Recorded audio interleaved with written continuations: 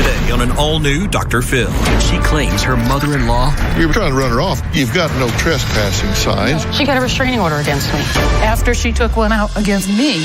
Is really a monster-in-law. Weren't y'all chasing each other around the truck? Didn't you clothesline her? No. So you happened to have your arm out and she ran into her. I did. Whose side will he take? Where would you like your chair? Can I sit next to you? Hell no. Let's do it. Have a good show, everybody. Here we go. This is a safe place to talk about hard things. Stand by. We'll count you down. Today's going to be a changing day in your life. 5, 4. I am not giving up on you.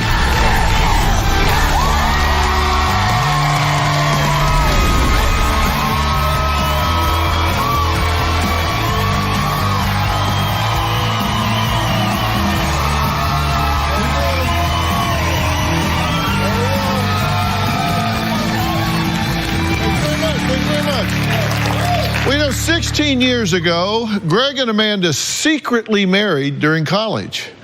Now, Greg's mother, Kathy, says when she found out, she showed her support by buying the newlyweds a plot of land adjacent to her home so they could build a house of their own.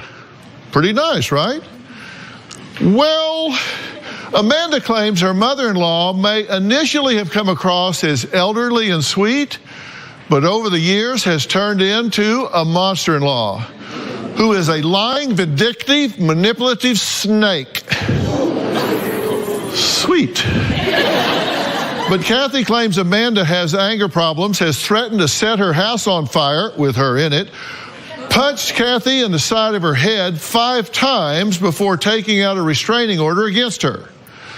She wants Amanda out of her son's life for good.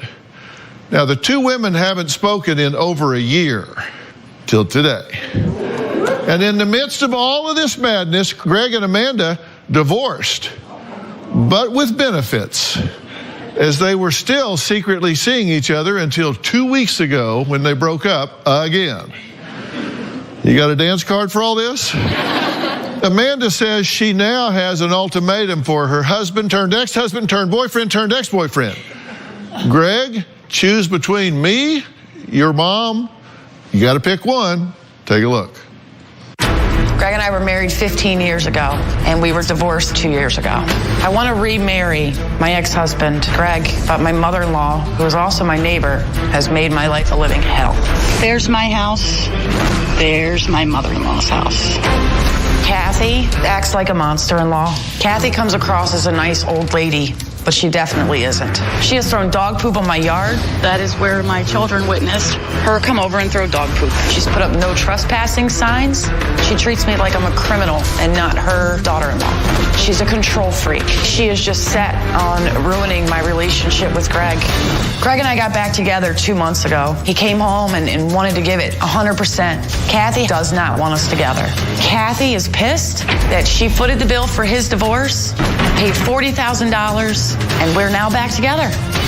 I haven't had a civil conversation with my mother-in-law in over 1.5 years. Kathy has scared me to death multiple times by taking my children without my permission. She tells my children that your mother is a lying little bitch that cannot be trusted. Kathy's a snake in the grass. To everyone else, she's so kind and helpful, but behind closed doors, she's so mean and vindictive.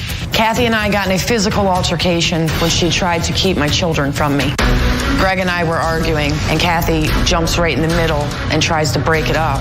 Kept putting her forearm up to block me, and her forearm slipped off my chest and hit me in the mouth. I punched her in the face several times. Greg and I are trying to build a life together again. Kathy just doesn't want that to happen. It's infuriating. Okay, now, tell me what you hope happens today. Greg can be told how to put his mother in her place, to respect me as the mother of my children, to respect us as parents, to stop meddling, respect boundaries. Let's be realistic here, okay? You really think that the solution to this is that Greg is going to put his mother in her place? I mean, I know it'd be great. I know that's your home run. That'd be like, oh, hey, Dr. Phil, you nailed it, buddy. But, I mean, do you really think that's going to happen? I think it should. I mean, I don't think that my mother-in-law should take control of my children and just take them and do whatever she wants. You accused her of kidnapping when she did that. I said yes. I said it was kidnapping. Okay, let's take a look at the definition of kidnapping. To restrain a person with intent to prevent his liberation by either A, secreting or holding him in a place where he is not likely to be found, or B, using or threatening to use deadly physical force. Now that's kidnapping. Okay, so not to that extent. Okay, but that's my point. There's all this fiery rhetoric going on here that's explosive. I mean, this is a kidnapping, abduction in New York State, Part 135.00. Kidnapping, threatening to use deadly force, holding him in a place where they're not likely to be found. That's the language you're using. Are we using fiery, explosive rhetoric here? Kidnapping may not be the correct word now that it's put out like that, but for someone to take my child from my home without notifying either parent, not saying that's not okay. And you say, you describe her as being passive aggressive, lying, sneak, vindictive snake. Yes. This is his mother. Correct. Okay, but I'm not saying it doesn't feel good to say, and it's not good venting, but this is his mother. Do you really think that he's going to say, okay, well, now, Mom, come on, you are a vindictive snake. Now, come on, you are a vindictive snake, and you are a lying bitch. Now, come on. Are we being realistic? Because I'm just wondering what you really want. Are you wanting to vent and put her in her place, or are you really looking for a solution here? I'm looking absolutely a solution. You said Kathy would be happy if you dropped dead tomorrow so she could mother your children. Absolutely. The vindictive snake wants you dead. Yeah, I truly believe that. Mm-hmm. Did you think about getting married when you were younger? Yes. Did you rehearse it in your bedroom? Absolutely. When you were dreaming of your marriage scenario, did you, in your dream, which is all kind of fuzzy around the edges and everything, did you envision punching your mother-in-law on the side of the head 5 times? Not at all. Punch her in the head 5 times? Punch her in the face? Nope, that was not part of my dream. Absolutely not. You made a list of why you think that she's the mother-in-law from hell. I made a list of things that you said. She thinks her son could do better. She didn't invent that. Yeah. I mean, come on. I mean, nobody's good enough for your kid, right? Probably, yes. Okay. She refuses any communication. Yes. Doesn't want to talk to you. I mean, you did punch her in the head 5 times. She's called the police for trespassing. Yes. She put up trespassing signs and called the police. She throws dog poop in the yard? Yes. My children witnessed that. Where does she get it? From her yard. Well, she does have a dog. She's not out collecting this in the neighborhood. No. She gets it from her yard and she walks up and throws it in my yard. She intervenes in domestic situations. She injects herself in, right? Yes. She takes her son's side. Yes. Shocking. Even when she admits that he's wrong. Yeah. She told you that you look like a witch, just like your mother? Yes. She takes your children without permission, and she took them to McDonald's or something? No, she took them to a diner and then was going to take them to the mall, but I had no knowledge that they were even gone until I came home to an empty house. Right. It's happened several times. And you say she's called you a lying bitch in front of the children? Yes. She's put up the no trespassing signs around her house. Yep. Clearly aimed at you. I mean, that wasn't... Well, it was on my side of the field, yeah. So aimed at your house. Yes, absolutely. And you say she teaches your children to disrespect you. Yes. Yeah, okay. So those are things that are not constructive in your opinion. Correct. Okay. Well, Amanda says she hasn't spoken to her mother-in-law, Kathy, in over a year. So you'd think, how can they not get along if they're not even speaking? Well, that's about to change because we're going to bring Kathy out here. And like I've said, no matter how flat you make a pancake, it's got 2 sides. We're going to flip this one over and look at the other side. We'll be right back.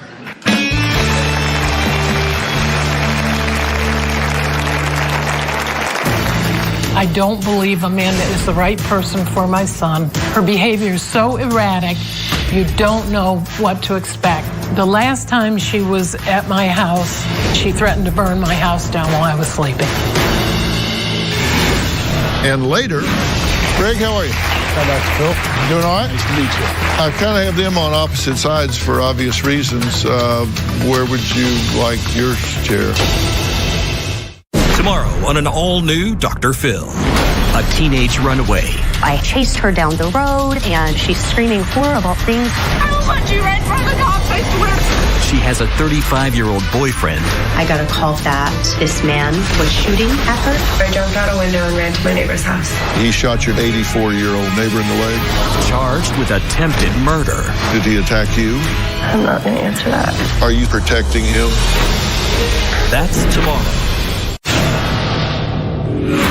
Kathy disregards boundaries. When Greg and I were married, Kathy would just come over to the house and open up my door and just walk in. Sometimes we'd be sleeping and she'd come in and just start talking to us. It kind of creeped me out. When my first son was born, she showed up to the hospital. I did not want her there. Kathy was in the hospital room for my entire delivery. She has made fun of me about the pain I was in and about the fact that I screamed and scared every other woman in the hospital. Making fun of something like this when you got to witness the birth of your first grandchild, that's just not normal. I'd still be screaming. Amanda says she admits cheating on her husband, Greg, in retaliation for him having an affair with a 19-year-old exotic dancer, which he denies. Now, Greg petitioned for divorce 4 years ago, and it was finalized last year. Now, despite all of this, Amanda says she does want to remarry him. So what's the problem? Well, Amanda says her meddling mother-in-law, snake in the grass, Kathy, is dead set against it. Take a look. I never imagined that Amanda and Greg would be together and have a long-term relationship. Their relationship is very volatile. Her behavior is so erratic, you don't know what to expect. She has mood swings and anger issues. The last time she was at my house, she threatened to burn my house down while I was sleeping. It was a big scene in front of Greg and his children. I put up a no trespassing sign on my property, but Amanda took it down thinking it was on her property. That area right there is where the no trespassing signs were repeatedly put up. My ex-daughter-in-law and I are not on speaking terms at this time. About 3 years ago, Amanda became very irate and threw her phone at my truck, which Greg was driving. She began to chase him around the truck to try and hit him and kick him, so I put my arm out and blocked her from getting to Greg. She was so angry and frustrated, she started punching me in the side of the head. Greg did tackle her down and hauled her till the police came. The next morning, Amanda filed restraining orders against my son and me. I left a message on her answering machine. She called the sheriff's office and told him that I had violated the protective order. I was handcuffed and was arrested. That was probably the most humiliating moment of my life. I do not think that Greg and Amanda should be together. I don't believe Amanda is the right person for my son. I don't know if she ever will be. Okay, it's good to meet you, and you've been listening to everything backstage, right? Yep. Anything you want to comment on that you've heard so far? I was invited to the birth of my grandson. I did not intrude on that. Who invited you? Amanda. No, I did not. Greg called her from the hospital and said, Amanda's progressing, we'll keep you updated. She just shows up on her way to work. And I told Greg, make her leave. Well, let's look at some of Amanda's behavior according to Kathy. She says, in December of 2009, Amanda never paid back her portion of a $10,000 loan. August 14, punched Kathy 5 times in the side of her head. May 2016, excluded her from her children's concert. I was told that I had to leave. She had a restraining order against me. Threatened to burn the house down with you in it, and so a restraining order was taken out. You say that she harassed a girl that was a friend of Greg's. June 15 of this year, arrested for stalking. There was a TRO issued about that. September 17, accused you of kidnapping the children. Yes. Were you stalking some girl? I sent her a text message in January told her to stay away from my children. The police came and arrested me 6 months later. Well, I'm going to quit texting people. That's all you did? Yeah.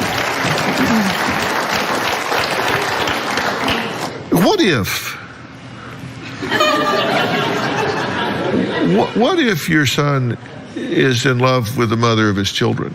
Then he has to make that decision of what to do with it. And he has. But he has told me he's never going to get married again. Well, what if he's in love with her and really wants to spend the rest of his life with her? I'm willing to open the door. But you're trying to run her off right now. I just don't want her near me. Well, you don't want her near him either. Come on. Do I want him with her at this time? No, I don't think it's a good idea. Yeah. I'm not chasing her away. I'm just not. I told him he's an adult. If he believes, well, you've got up no trespassing signs. No, You've got a that was temporary months and months and months order. ago, months and months and months ago. Well, but when they we're weren't adding together. all this stuff up. You did take out a restraining order against her. After she took one out against me. When she punched you in the head, wasn't there a fight going on? Yes, there was a disagreement. Like, chasing each other around the truck? I wasn't. She and Greg were. And she came running by, and didn't you clothesline her? No, I didn't clothesline her. I had my arm out like that on the truck. Did she happen to run into your arm? Probably. And Dr. Phil, Greg told her several times to go in the house, get out of it. She won't. He told me to go call 911. So you didn't clothesline her, but you happened to have your arm out and she ran into it. I did. And then she got up and punched you in the head. She didn't fall down. She just punched me in the head. Well, so he is here. Greg says that she gave him an ultimatum to choose her or his mother. Well, he's going to be out here in a minute. We'll see what he has to say.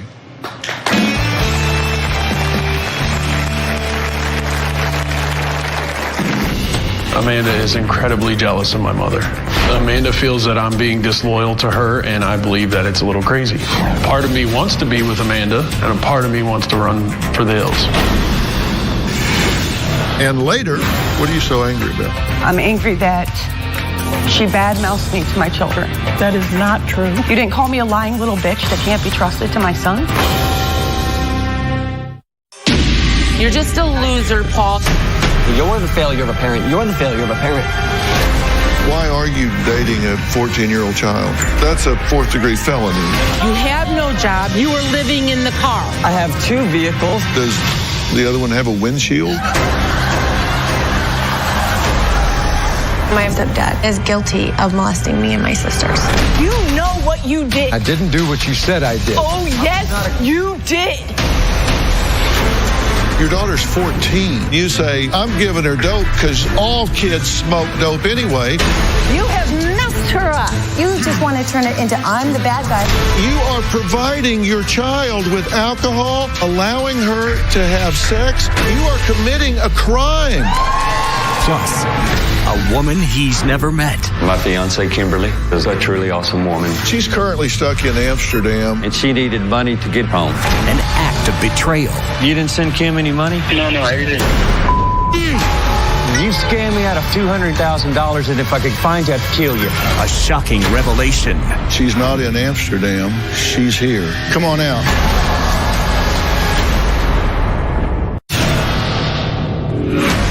I call Greg a mama's boy.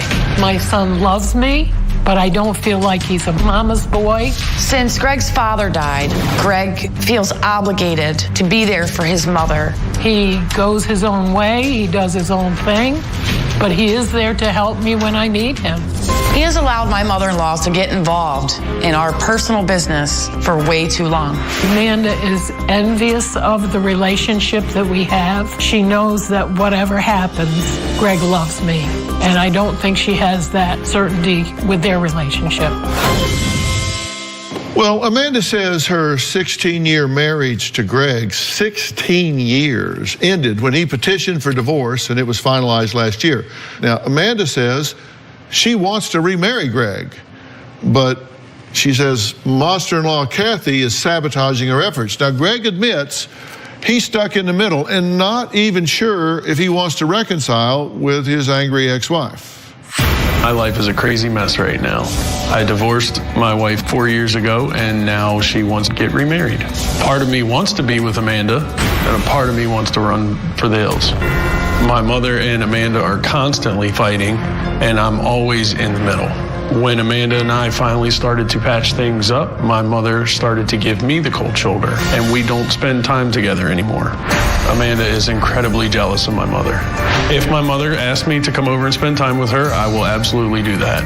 Amanda feels that I'm being disloyal to her, and I believe that it's a little crazy. I'm at the point in my life where I feel like I don't need to have that drama.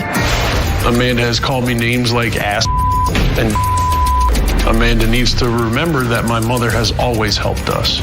My mother gave us money to buy our first home. He helped get Amanda enrolled in college, and we also lived with her. My mother has treated Amanda very well, and Amanda has not reciprocated. Amanda thrives on the drama, and it has become a vicious cycle. My mother can't stand Amanda because she's very loud and vulgar. My ex-wife blames my mother for everything. There's one thing that Amanda and my mother have in common, and it's a love for Dr. Phil. If there is a way my family can move forward, it's going to be with Dr. Phil's help. Greg, how are you? How about Phil? Doing all right? Nice to meet you. Good to see you.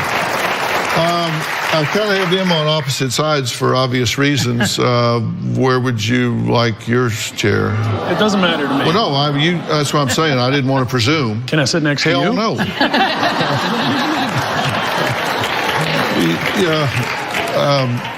Just tell me where. Why don't you put the chair over here? Okay, it's up. I didn't want to presume. No, it's fine. Sitting in one position doesn't necessarily mean that much to me. Why are you two divorced? There was a long time when we were married that things were not good, and it ultimately, infidelity is what caused me to file for divorce. Right. And infidelity on Amanda's behalf, yes. She said she did it in retaliation to you being involved with some stripper. Correct. True? Yes. That's what she says. Right. That's what I'm saying. It's true that you said that. Yes. Is it true that you did that? Emotionally, yes. Physically, no. So was I corresponding, talking to another female? Yes. Did I ever touch her? No. She sent you nude pictures, though. So yes, that was definitely a mistake on my behalf. She sent you some photos. Pictures, yeah. Did you send her some? I don't recall. I mean, this was years ago. I don't remember if I sent her pictures. There was definitely a lot of correspondence going back and forth. Yeah. I certainly have never taken nude photos of myself and sent them to anyone, ever. Okay, well, that's good.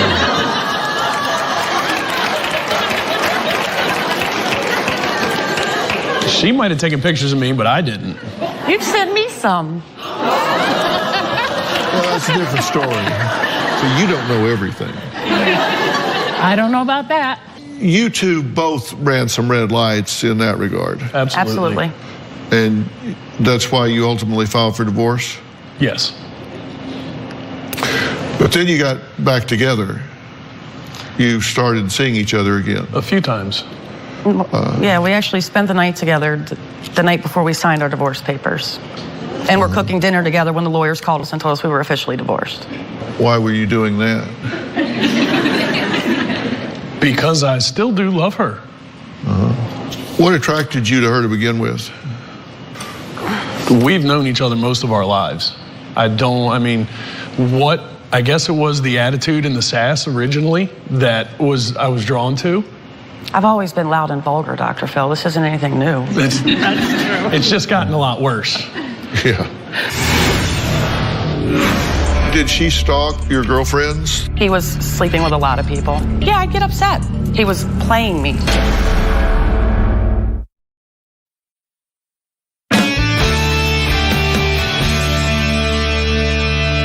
Did she stalk your girlfriends that you've had? She has definitely done some things to that effect, yes. I know she was arrested, and I know that it was because of a stalking charge. Was this the girl whose car got vandalized? Negative. It was a different girl? Correct.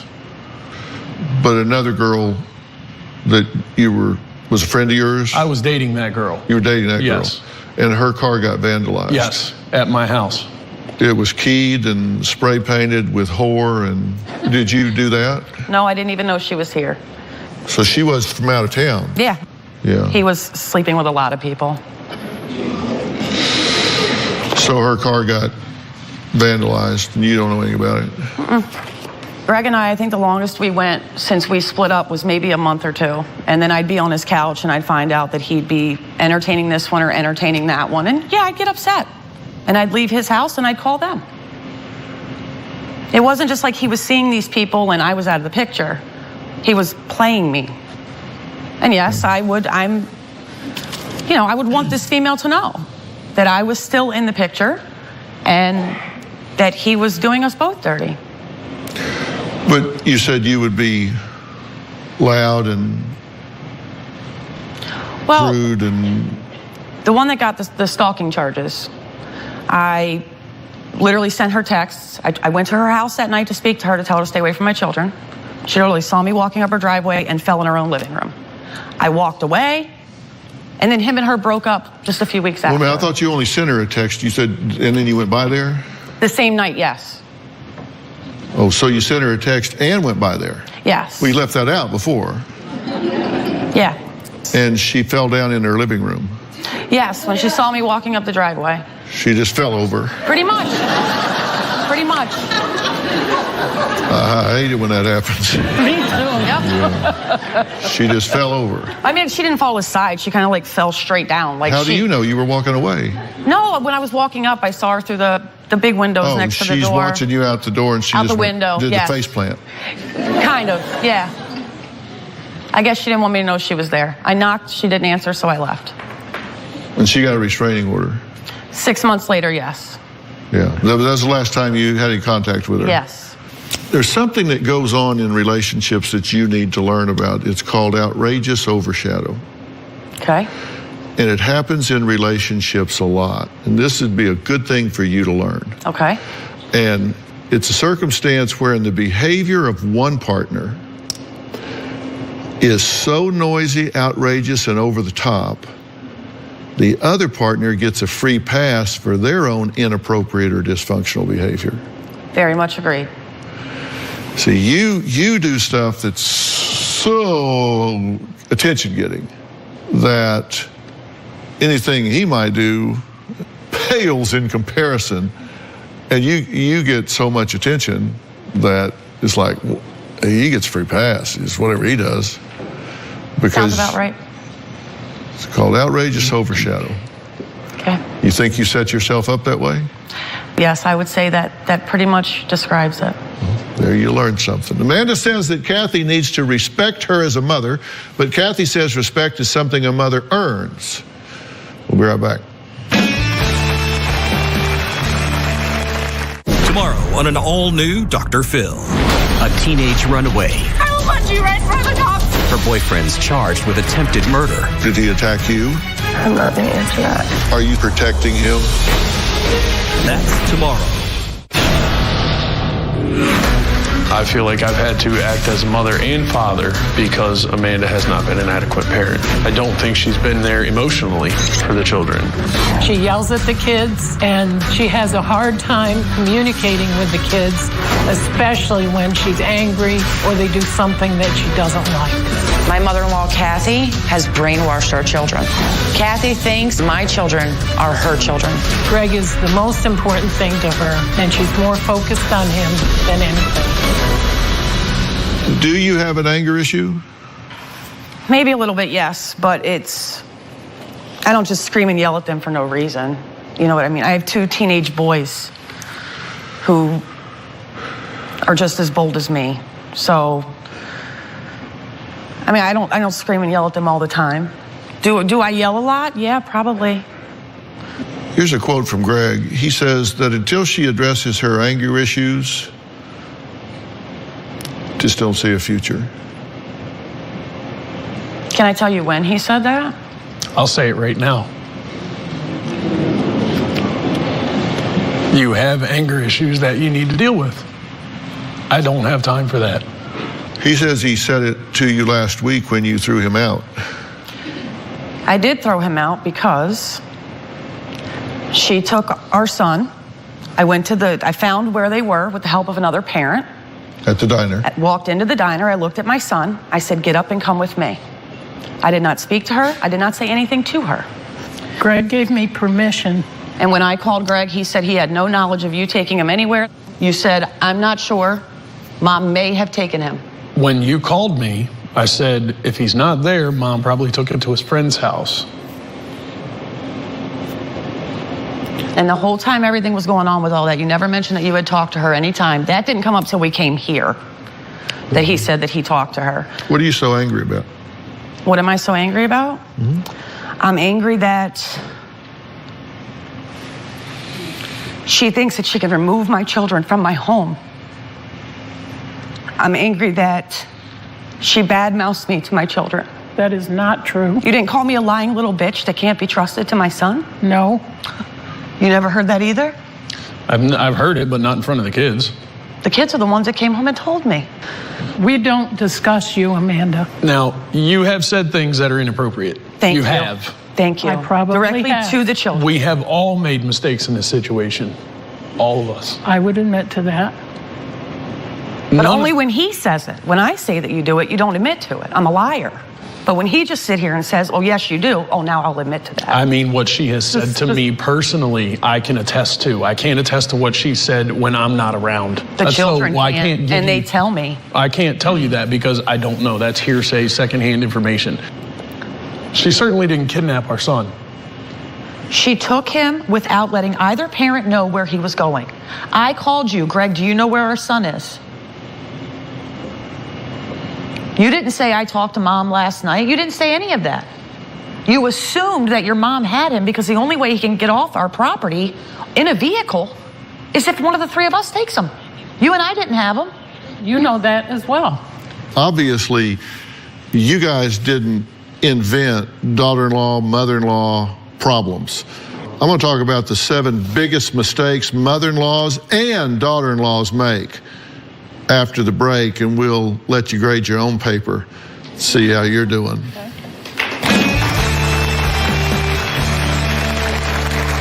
If you're going to be in the Los Angeles area and want to watch a live taping of the Dr. Phil Show, call 323-461-PHIL. That's 323-461-7445, or visit drphil.com. Tickets are free, and I hope to see you soon.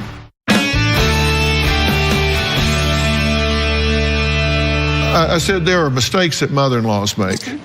And there's a lot of research about this. I'm not just making these up. And you don't do them all, but you do some of them. Probably have some. Like, mother-in-law stop by unannounced, big mistake. They assume their daughter-in-law wants their advice, big mistake. Yep. They have a belief that the mother-son relationship won't change after marriage. Oh, yes, it will. Sure. They often put pressure on the daughter-in-law to have children, offering help with disciplining children or housework. Let me show you how to do this better. Trying too hard to be nice, or criticizing your daughter-in-law to your son. Okay. Bad mistakes. Daughter-in-laws make mistakes. Being too thin-skinned. Letting things slide at the start. Taking a confrontational stand too quickly. Expecting equal treatment as the son.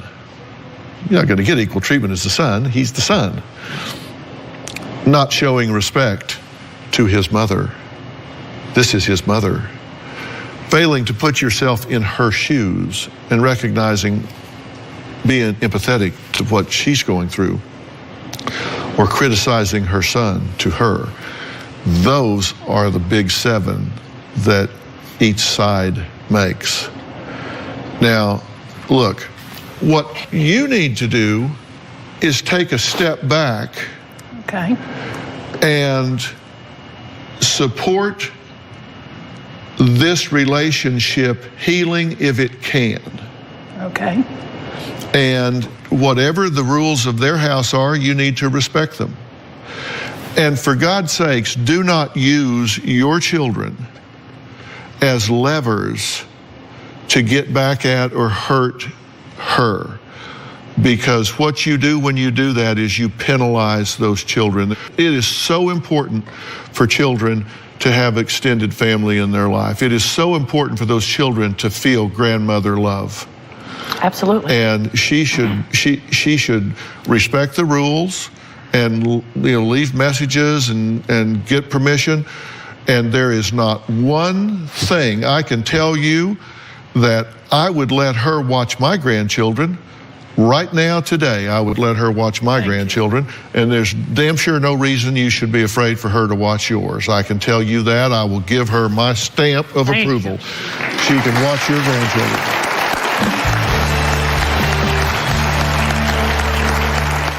Having trouble with a rebellious teenager in your own home?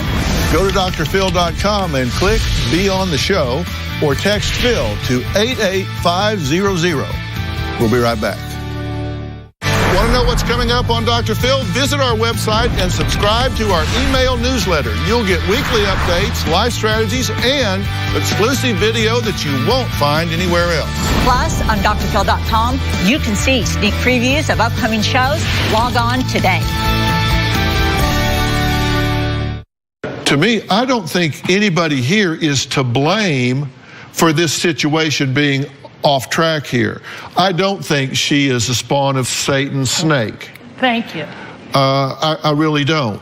I don't think she has a bad intent. I think she is misguided and does not respect boundaries. I don't think that your son has hooked up here with some wild-eyed, bipolar, out-of-control witch. I just don't. I think she has good intent. I just think she has allowed herself to vent a bit often and loudly. And I think that doesn't make her a bad person. It just means that she's making some bad choices. And I think you are playing the, gee, I'm in the middle here, and I'm in a tug of war between my mother and my wife. No, you're not. There's no divided loyalty here.